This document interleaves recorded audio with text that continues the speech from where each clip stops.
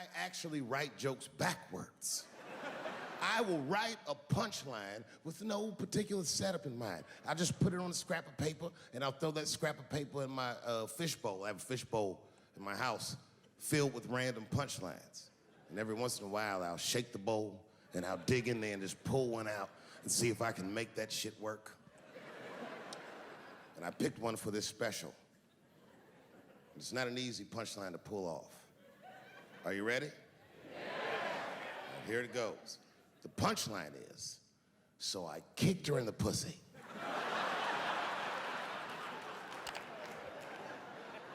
I haven't finished the joke yet. I just know whatever happens in the beginning of the joke, at the end of the joke, for some reason, I'm gonna kick somebody in the pussy. And it's going to be hilarious.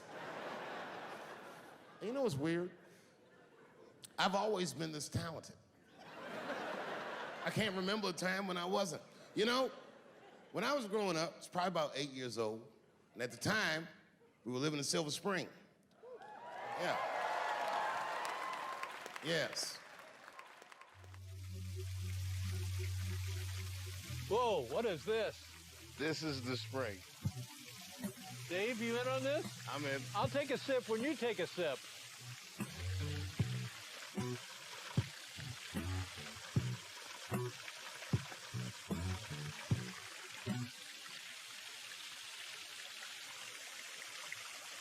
Irony. I'm fine. Common misconception about me in D.C. A lot of people think I'm from the hood. That's not true. But I never bothered to correct anybody because I wanted the streets to embrace me. As a matter of fact, I kept it up as a ruse. Like sometimes I'll hang out with rappers like Nas and them, and these motherfuckers will start talking about the projects. Yo, it was wild in the PJs, yo. And I'll be like, word, nigga, word. But I don't know. I have no idea. My parents did just well enough so that I could grow up poor around white people.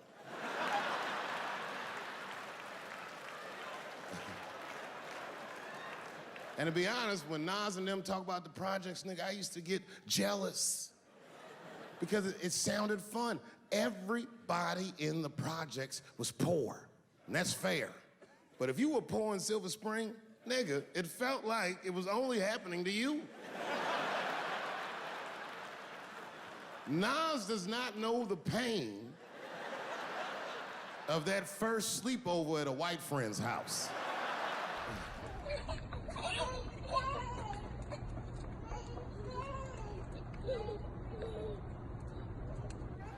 And you come back home on Sunday and just look at your parents like, y'all need to step your game up. Everything at Timmy's house works. Remember the first time you saw that? In a cold winter, and you'd be at a white friend's house and see the motherfuckers in their living room without their coats on?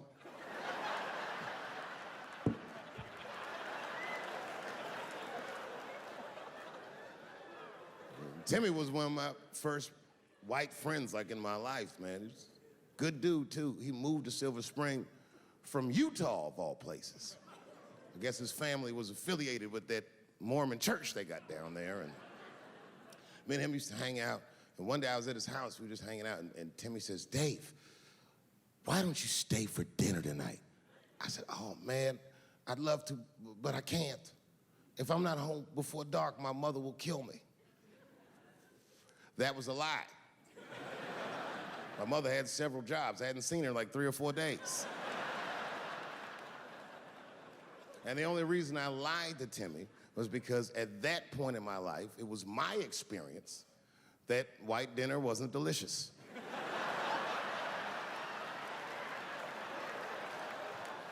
I'd rather go home and fry some bologna or some shit like that.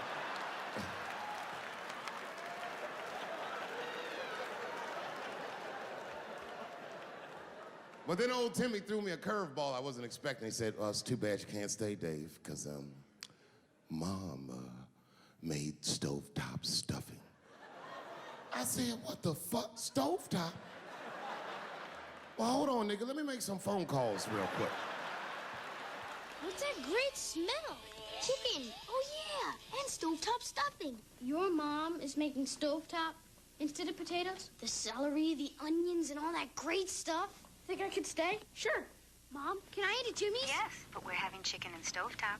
What time? 8? What time are you eating? 6, I think. Hello, Mom. You can never get enough stovetop stuffing instead of potatoes. I had seen that commercial so many times, I had dreamt of getting my hands on some of that stovetop stuffing. And finally, I met a motherfucker that actually had a box of stovetop in the house. I couldn't miss this opportunity, so I pretended to call my mother. And then I came back and I said, Timmy, you're not gonna believe this great news. Mom said I can stay. And he said, fantastic. He said, why don't you come with me and we'll help set the table and then we can say the blessing. I had no interest in setting this motherfucker's table or saying these crazy ass Mormon prayers. I just wanted that goddamn stuffing. So I told Timmy, I said, you know what, I'd love to help, but let me go wash my hands first. My plan was simple. Wash my hands slowly, and by the time I'm done, the table will be set, the blessing will be said, and all that there will be left to do is eat. Went to the bathroom. I washed my hands very slowly. I must have been in there for about 10 minutes. And suddenly, one of his mothers came to the door.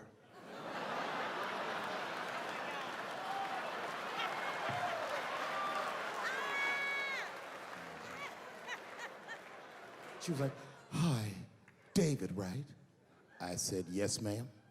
She said, Timmy tells me that you're planning on staying for dinner. I said, I hope that's not a problem, ma'am.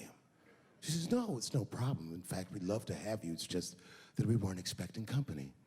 And I'm afraid there's not enough stovetop stuffing for everybody. So I kicked her in the pussy. Bam! Ladies and gentlemen, I told you I'm dope, nigga. I told you what I was gonna say and you still didn't see it coming. And that's why I make the big bucks.